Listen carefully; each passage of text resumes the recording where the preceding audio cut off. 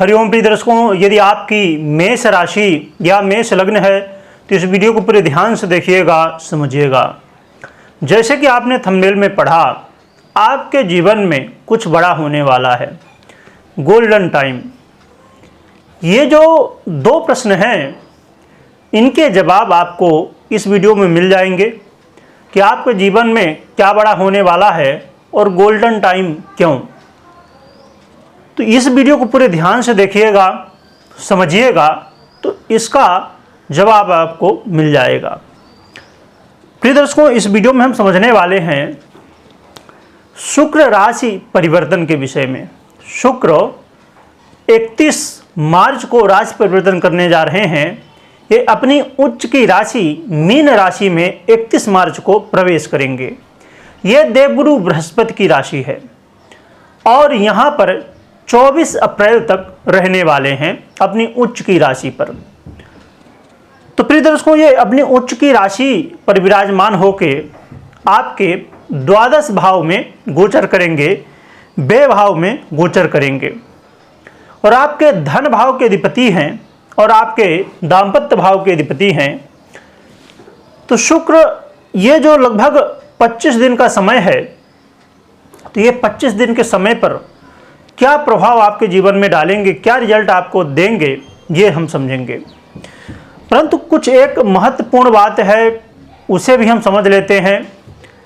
संभव है कुछ दर्शकों को लगे कि समय हमारा बेवजह लग रहा है, परंतु इन बातों को समझना भी जरूरी है, क्योंकि यदि आप दर्शक हैं और वीडियो बहुत सारी देखते रहते हैं तो बहुत सारे प्रश्न रहते हैं कि ऐसा जो बताया जाता है वो ऐसा होता नहीं है, या जो बताया गया, जैसे मैंने लिखा कि आपके जीवन कुछ बड़ा होने वाला है, गोल्डन टाइम है, ऐसा क्यों लिखा जाता है।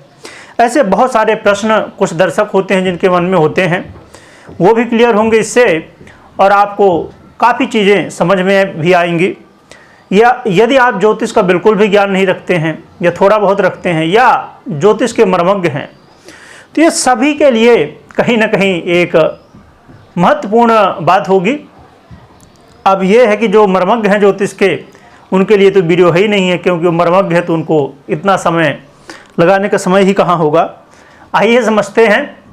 प्रिय दर्शकों, यहाँ पर हम मूल रूप से समझेंगे शुक्र के राशि परिवर्तन के विषय में, शुक्र क्या रिजल्ट देंगे। परंतु कुछ स्थितियां हैं जिन्हें मैं बताना चाहूँगा कि शुक्र मीन राशि में गोचर करेंगे। ये जैसे मैंने बताया कि देवगुरु बृहस्पति की राशि है, तो मैं सूर्य से लेके केतु पर्यंत शुक्र से संबंध जो बन रहे हैं उनको मैं बताना चाहूँगा। सूर्य की बात करें तो सूर्य के साथ युति करेंगे शुक्र मीन राशि में, क्योंकि यहाँ पर सूर्य पहले से ही विराजमान है। चंद्रमा की बात करें तो 7 अप्रैल से लेके 9 अप्रैल ये समय होगा जिस समय चंद्रमा और शुक्र की युति होगी। फिर मंगल की बात करें तो मंगल भी युति करने वाले हैं, क्योंकि शुक्र यहाँ पर रहेंगे 24 तारीख तक, परंतु मंगल भी अपना राशि परिवर्तन करेंगे अप्रैल में 23 तारीख को। तो 23 तारीख से 24 तारीख लगभग 24 से 27 घंटे लगभग ये समय होगा जिस समय मंगल और शुक्र की युति होगी। बुध की बात करें तो प्रिय दर्शकों, बुध का ये जो नक्षत्र है रेवती नक्षत्र, इसमें गोचर करेंगे शुक्र, क्योंकि ये जो मीन राशि है इसके अंतर्गत रेवती नक्षत्र भी आता है। रेवती नक्षत्र के पूरे 4 चरण आते हैं। अब इसके बाद प्रिय दर्शकों, बुध के बाद बृहस्पति की बात करें तो ये इनके राशि में है और साथ में इनके नक्षत्र पूर्वा भाद्रपद जो नक्षत्र है मीन राशि में भी ये गिना जाता है। इसका चरण जो है एक चरण, तो ये यहाँ पर चरण का संबंध प्लस राशि का ये हो गया। अब शुक्र खुद ही गोचर कर रहे हैं। शनि की बात करें तो ये जो उत्तरा भाद्रपद नक्षत्र है जिससे गोचर करेंगे शुक्र, ये शनि का नक्षत्र है। और राहु की बात करें तो राहु के साथ तो युति ही करने वाले, क्योंकि राहु यहाँ पहले से विराजमान है। केतु की बात करें तो केतु की दृष्टि है शुक्र के ऊपर। तो प्रिय दर्शकों, आपने देखा कि 9 के मतलब शुक्र को छोड़ दिया जाए तो 8 के 8 ग्रह शुक्र से संबंध बना रहे हैं। इसीलिए मैं कहा करता हूँ, कुछ लोगों के प्रश्न होते हैं कि ऐसा होता नहीं, वैसा होता नहीं है। और अब आप यहाँ पर देख पा रहे होंगे, ये तो गोचर की स्थिति हुई, और भी बहुत सारी महत्वपूर्ण बातें यदि देखी जाएं गहराई से तो और भी बहुत सारी बातें इसमें आएंगी जो कि अलग अलग प्रभाव उनका होता है। एक तो ये गोचर का हो गया, स्थिति हो गई, फिर आपकी जन्म कुंडली में कैसी ग्रह की स्थितियां हैं, दशाएं कैसी चल रही हैं, ये बहुत सारी बातें होती हैं। इसीलिए ये ज्योतिष अथाह सागर है प्रिय दर्शकों, इसमें बहुत सारी बातें हैं, बहुत सारे मोती हैं। अब जितने मोती आप निकाल पाएंगे बस उतने बहुत हैं। तो अब इसीलिए मैंने ये बताया कि लोगों को जो कुछ लोगों के कमेंट होते हैं तो उनके शायद है कि यहाँ से सॉल्व हो गए होंगे। आइए अब समझते हैं कि प्रभाव क्या आपको मिलेगा, शुक्र महाराज क्या प्रभाव देंगे यहाँ पर। तो प्रिय दर्शकों, जो लोग अपने जीवन में विदेश यात्रा करना चाहते हैं उनके लिए ये समय बहुत बढ़िया है। इस समय यदि विदेश के योग आपकी जन्म कुंडली में बन रहे हैं तो विदेश यात्रा करने से आपको फायदा बहुत ज़्यादा होने वाला है और विदेश यात्रा करने का मौका भी मिलेगा आपको। और विशेष रूप से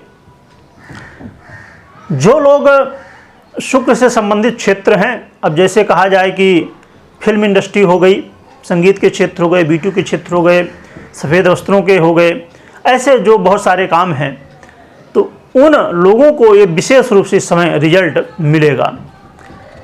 साथ में प्रिय दर्शकों, यदि आप अपने जीवन में लग्जरी लाइफ जीना चाहते थे तो वो कोई भी लग्जरी लाइफ में बहुत सारी चीज़ें आती हैं, वो आप प्राप्त कर सकेंगे। आपके इस समय धन में वृद्धि होने वाली है और दाम्पत्य जीवन में यदि वाद विवाद कलह का माहौल बना हुआ था तो वो भी अब काफ़ी हद तक, पूरी तरह तो नहीं, हाँ, पर काफ़ी हद तक दूर होगा। वाद विवाद की समस्याएं दूर होंगी।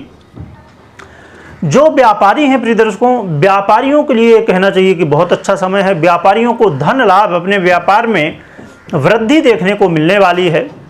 और आप एक देख पाएंगे कि कहीं न कहीं, अब चाहे कहा जाए कि जो लोग अब जैसे कुछ हीरे के व्यापारी हैं या ज्वेलरी के हैं, तो यहाँ पर काफ़ी ज़्यादा लाभ आपको देखने को मिल सकता है।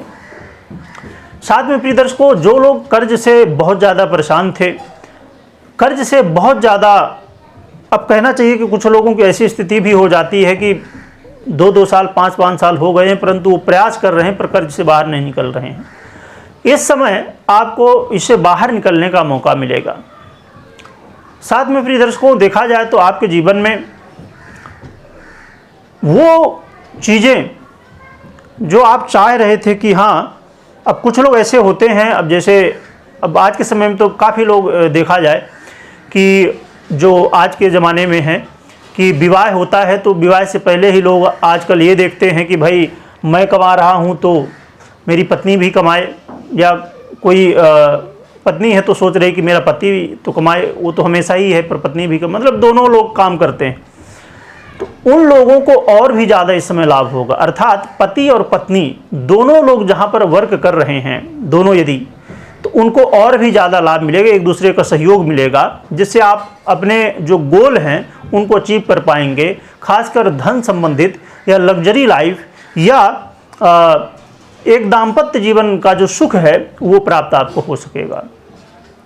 तो ये बहुत सारे लाभ आपको देंगे, परंतु कुछ सावधानियां भी हैं प्रिय दर्शकों, क्योंकि जैसे मैंने बताया कि शुक्र की युति राहु के साथ भी होगी तो ये लंपट योग बनेगा, और साथ में केतु की दृष्टि भी यहाँ पर रहेगी। तो ऐसी कई ग्रह स्थितियाँ हैं जो मैंने सब बताई आपको अभी। तो सावधानी भी जरूरी। सावधानी क्या है कि धन आगमन तो होने वाला है, ये जो लाभ है वो मिलने वाले हैं, परंतु व्यय भी अधिक होने वाला है। तो व्यय की स्थिति जरूर बनेगी, तो व्यय की स्थिति से आपको बचना होगा। बस सबसे महत्वपूर्ण बात यही रहेगी कि आपको व्यय से बचना होगा।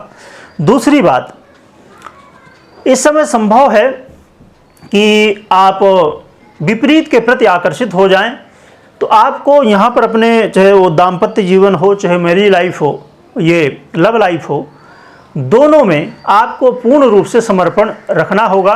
इस बात का विशेष रूप से ध्यान रखिएगा। तो ये 2 बातें विशेष रूप से आपको ध्यान रखनी चाहिए। बाकी ग्रह स्थितियाँ जो हैं वो मैंने बता दिया। अब प्रिय दर्शकों, हम उपाय की बात कर लेते हैं। तो उपाय की बात करें तो भगवान नारायण और माता लक्ष्मी की आराधना करनी चाहिए आपको। और भगवान नारायण के आराधना में विशेष रूप से मैं जो हमेशा बताया करता हूँ, तुलसी अर्चन और लक्ष्मी कमल से हवन करना चाहिए आपको। और ख़ासकर जब हवन करेंगे तो इसे तो हवन में कपूर डालते ही हैं हम, पर इसमें विशेष रूप से ध्यान रखना है कि चाहे आप किसी भी तरह से कपूर उसमें हवन में जरूर डालिए, इस बात का ध्यान रखिएगा। तो श्री सूक्तम के साथ में या कोई माता लक्ष्मी का जो भी मंत्र आपसे बनता हो उसके साथ में कमल दाना से हवन करना है। तो ये उपाय आप करिए, इससे आपके जीवन में और भी बेहतर रिजल्ट मिल सकेंगे। और कमेंट में जय माँ लक्ष्मी और हरिओम लिखिएगा और लिखने के साथ स्मरण करिएगा। और साथ में बताइएगा कि आपके यदि कुछ लोगों के जिनके प्रश्न रहे होंगे तो मैंने जो स्टार्टिंग में बताई बातें, तो क्या कुछ उससे क्लियर हुआ या क्या कैसा लगा, ये बताइएगा। वीडियो देखने के लिए बहुत बहुत धन्यवाद।